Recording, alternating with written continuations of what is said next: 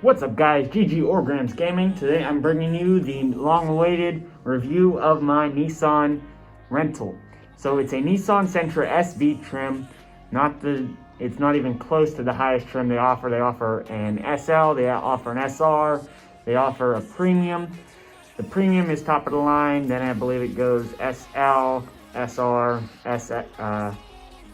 SV, and then the S model, which is base model.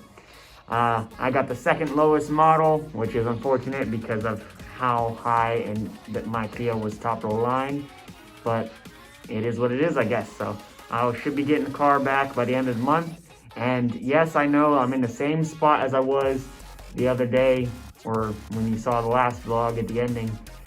I'm in the same hoodie, but I had to wear this hoodie because my hair is a mess today, and I need a shower when I get done with this video editing and finishing this little homework assignment. But yeah, so I'm gonna shower, do my hair, like deep conditioning and shampoo and all that. But you are here for the review of the Nissan Sentra SV, so here you go. So let's go ahead and get into the review of the 2019 Nissan Sentra SV trim. So it's kind of dark out because I checked the freaking schedule or the plan out of the day, like what's going on, and it said it was supposed to be sunset at this time. It said 7:45.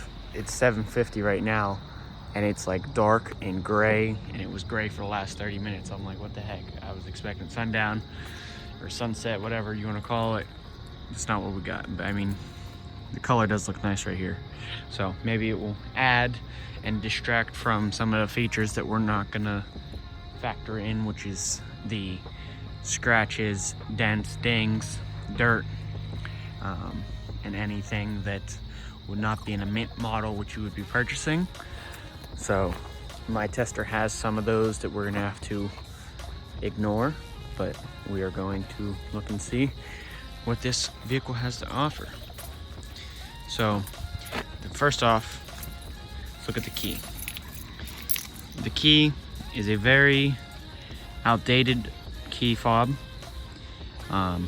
They've been using this key fob for ages, and it's basically nothing too fancy. It just has the basic things. It doesn't even have remote start, but it has the lock, unlock, trunk, and alarm, which is some of the things you'll need. It also has, if you split the key with this little button, I'm gonna drop the keys so you can see. And I don't have two hands, but yeah. So it actually turns into this thing, which is a manual key in case your key fob is no good. So that's a good feature to have, and it's very compact, and the key fob actually works without it. So it's really nice. Rather than taking all your keys, if you just have to run out to your car, you can just take the fob. All right, we also have proximity. So if I lock it and then I just press this button, it unlocks since the key is near. It's a good feature, especially for the second lowest trim in the vehicle, or in the vehicle's whole entire trim levels. Now, it's gonna be kind of hard to tell the difference, so I'm gonna turn on my flash, but there is a difference in the door panel. It's not all one color. Well, it is all one color, but it's not all one material. So I'm gonna turn on my flash now. All right, so now you can see what kind of little different materials they have in the door. They have this soft touch, I don't know if it's leather or fake leather, but it is really, really soft. I'm in love with the material. It is like really nice. I wish they would have used it more in the vehicle, but they only used it on the door panels that I know of. Not even on the steering wheel. It's not that. Now, they got this vinyl here that is not bad. I mean, it's vinyl. I mean, vinyl is vinyl, basically. Then they have this smooth vinyl or plastic or whatever material it is. Like I said, I'm not super familiar with the materials, but I am familiar with aesthetic, and I find this is a really nice aesthetic to go with this, even though it's still a different material. this looks really nice and this feels really nice. So it's really nice. Now in terms of automatic windows, unfortunately only the driver's side door has that. So not the passenger side, so not only fronts like some cars have, only the driver's side has it. The others are all manual. You have them for, and then you also have the lock and unlock and the window lock. So a very basic door panel buttons and very limited options when it comes to that. You also do have the manual locking button, which I know some vehicles have removed. All right, so now let's take a look at the center console and dashboard and entertainment display. So if you look, we also have a very basic like AC and temperature controls. It's not really like super aesthetically pleasing. It's not off, it's not bad, but it's just like very like, I don't know, tacky. The buttons are not that good in my opinion. I don't know. Could just be me, but like I said, I have come from the top tier, top of a line trim for Kia, and it's really nice. And I've also before that came from Cadillac, which all Cadillacs are like really highly well done. And then we have this touchscreen display, which you'll see more of when we turn the vehicle on, but I want to hold that off for a minute. And then this is like very plasticky sounding, but it's a shifter, so I don't think it should sound like that. It should sound more, I don't know, firm, I guess, but it seems a little bit plasticky for my liking. On the steering wheel, we have quite a few controls. They did a nice job on the steering wheel, in my opinion.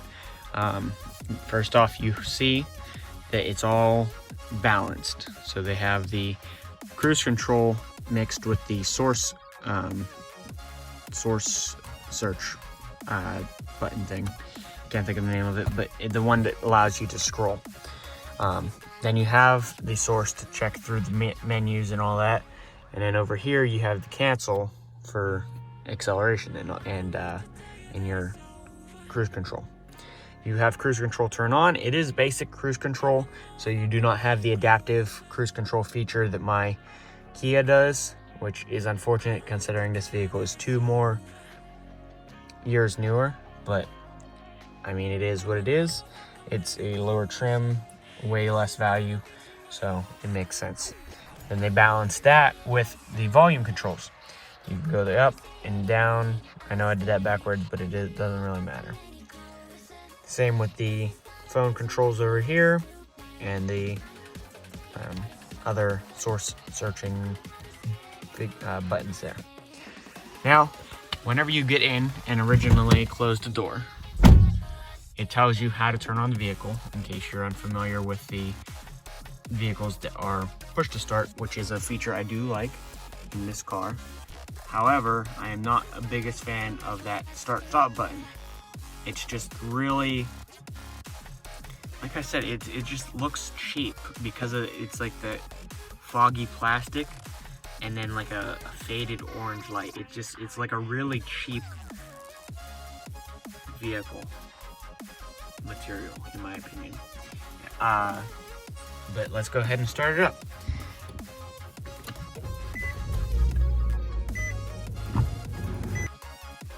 So it gives you a little surround around of the car, and then it would automatically connect to Bluetooth if I had Bluetooth connected, and it would also, if I plugged it into my Apple cord, it would connect via iPod, which is just basically the aux.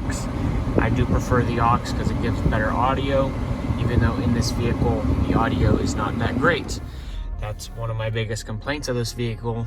The audio is like really flat. There's not really any bass and any tuning to make it sound good. All it is just like a flat and if you turn it up too loud, it just sounds like garbage.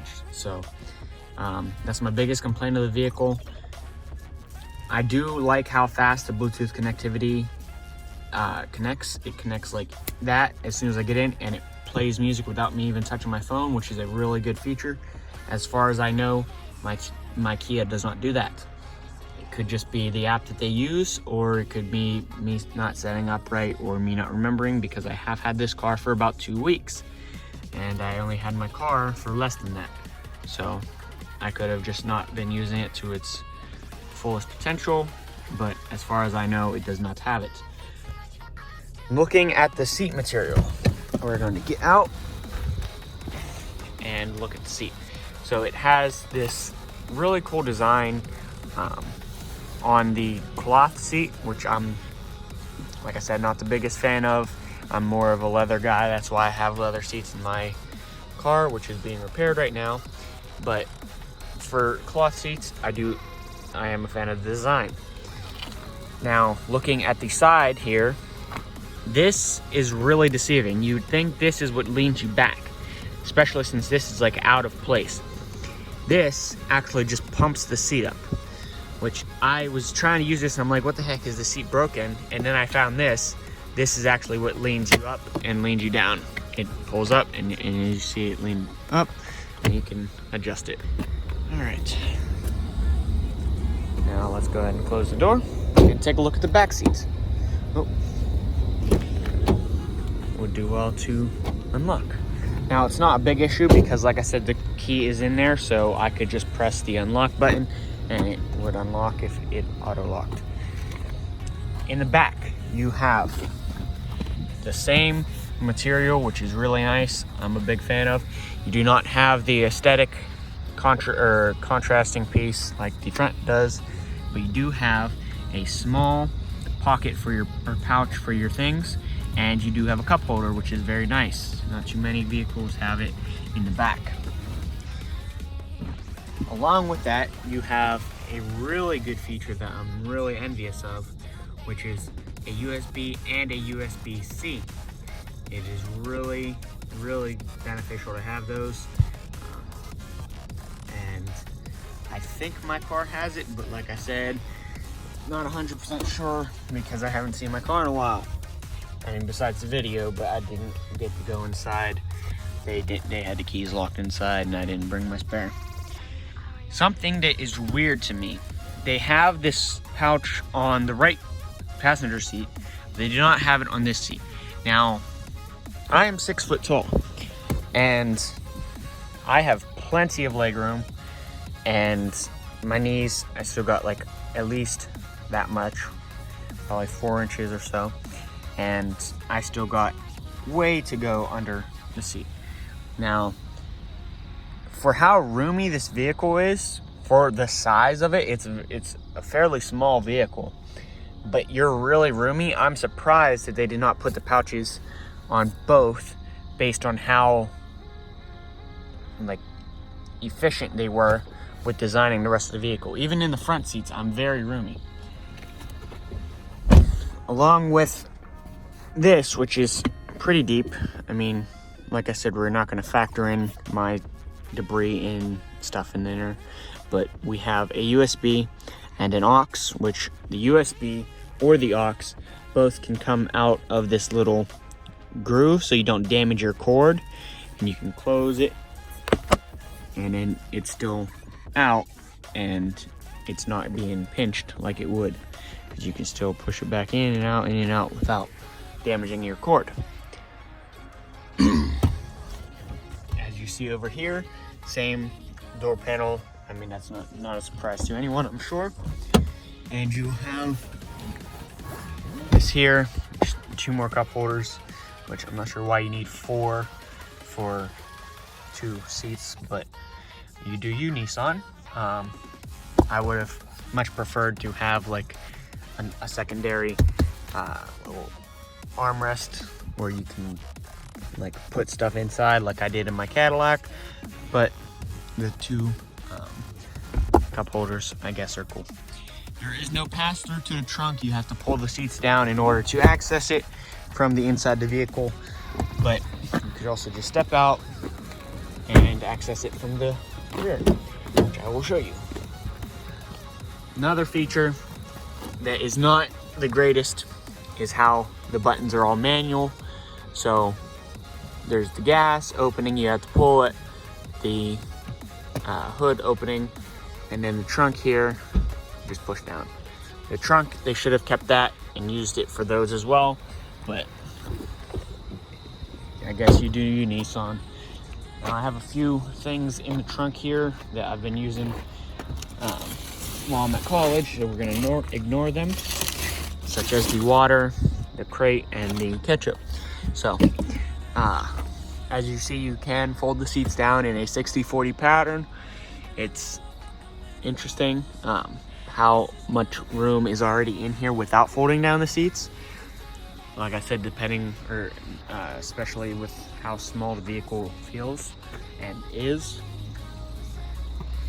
But it is very roomy trunk, and they were very efficient with it. Just to prove SV trim is what the vehicle is. The gas is on the right. You also have the button on the passenger door. Now looking in here, same exact layout on the door, which I'm sure is no surprise, except you have only this, only the passenger side window.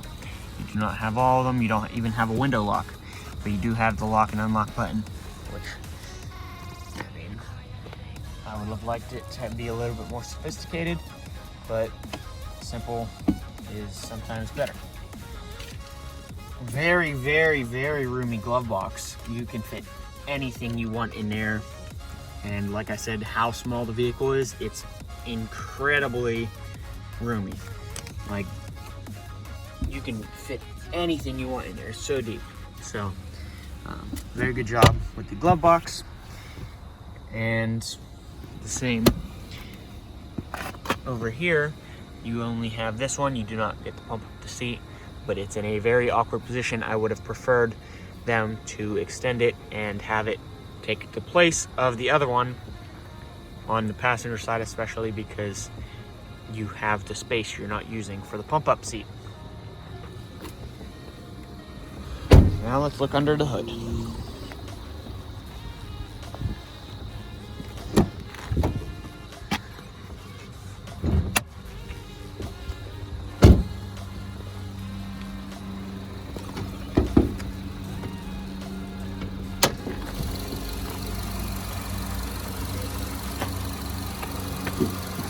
The hood does not hold itself. You need to use that hood standing bar, which is very stupid in my opinion because of how much technology we have, but you are buying the cheaper trim, so it's understandable. Not the greatest looking engine in the world. It's also like really dirty. Like I said, we're not factoring in dirt because you're pretending you're gonna buy a mint model. The just a classic Nissan engine, nothing special, but figured I'd show you. Let's let it close. Like I said, nothing holding it up, so you don't have to close it. It just slams down by itself. No sunroof, no moonroof, no panoramic roof like mine had. Just a basic hard metal roof. All right, now let me show you how this sounds shifting. You can already kind of hear it with what I was showing you earlier, but especially shifting in the park, it's just really plasticky, and I hate that.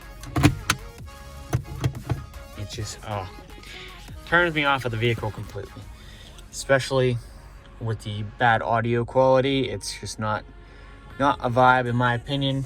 I don't want to hear plastic, and I can't even tune it out with the high quality audio, so not the greatest.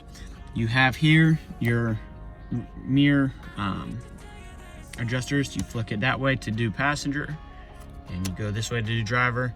You can send it down the middle. This adjusts it, of course, and yeah. So the lights here are auto, off, high, and low, and you've got the basic controls. Turn signal, of course. I've only had one issue with the turn signals, which is that where it was flicking, even though it wasn't, even though it's in the middle. It's just, but it was stuck like that for a minute while I was driving, and it was turning, and I flicked it up to turn it off, and it was still, there's your high, but it was just like it was not turning off. And then over here, you have to pull to apply the windshield wiper fluid, and you can have your different modes for that, of course. Now let's do a quick little drive, and other than that, there's not really much more to look into. There is a cigarette lighter there if you need an extra port, and here is your flashers. Classic, basic rear view mirror, kind of dirty, but we're not factoring in the dirt, like I said. And then you got a very small windshield, or very small sunglasses holder. You're gonna have to take them out of the case, I'm sure, because it goes down, but this blocks it. So it's just very small and seems impractical based on how efficient they've been with the rest of the vehicle. Then you got your little, not very bright at all, lights, and then you can have them turn on when you open the door, etc. And then you do have the, of course, mirrors in your visors, and both of them do have it. You got the arm grab things, and you do not have it on the driver's side. I don't know if that's very common. I've never noticed it in another vehicle not having it, but I've also not really looked. So it could be a weird thing that this car does not have it on the driver's side, but it could also just be because you're supposed to be grabbing the steering wheel and no other cars have it. That's a thing I might have just missed, but it is a thing. So I figured I'd point it out. All right, now let's get into drive. First thing you will notice when you're reversing, you do have a rear view camera, and it is decent quality for its cheap budget price. And as soon as you shift into drive, it takes it away, unlike mine, which keeps it for as long as you're going under 10 miles an hour. All right, so now let's go and actually get into the actual driving. All right, so as you can hear, there's quite a bit of road noise, something you would expect from such a low trim. You wouldn't expect to have great noise cancellation, road noise cancellation. But like I said, you can't really do anything with the radio because the radio is garbage. So you're not gonna get really much assistance in terms of canceling out the road noise with the radio, but it's I guess a decent enough cancellation that is not super bothersome. It's fine, I guess. Especially for the budget vehicle, it's not terrible. So this is the driving quality.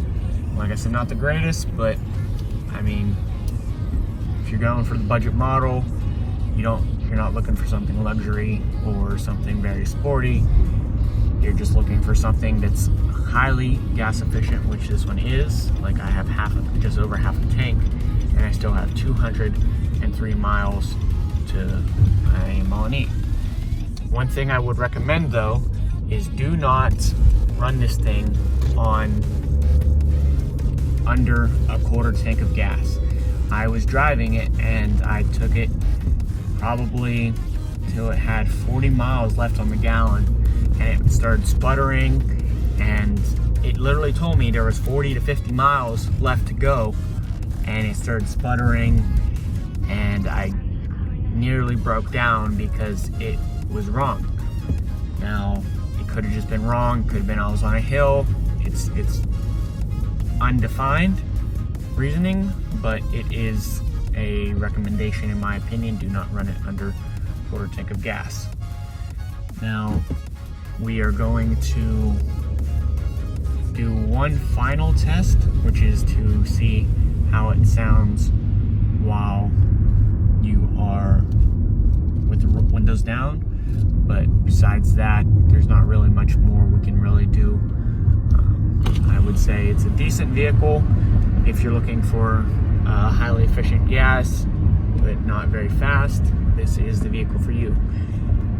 There's occasional times where it's not like, it has plenty of gas, but you just run out of power. Like you're not even accelerating that much either. You're just trying to go up a hill and it like does not want to go. It like stops and then it's like, okay, now I'll go, I guess. But I would recommend you guys to maybe look into purchasing higher trim if possible. But if you are interested in this one, it's worth it, I guess. So if you guys have any questions, leave them in the comments. I hope you guys enjoyed the video, and I will see you in the next one. Peace out.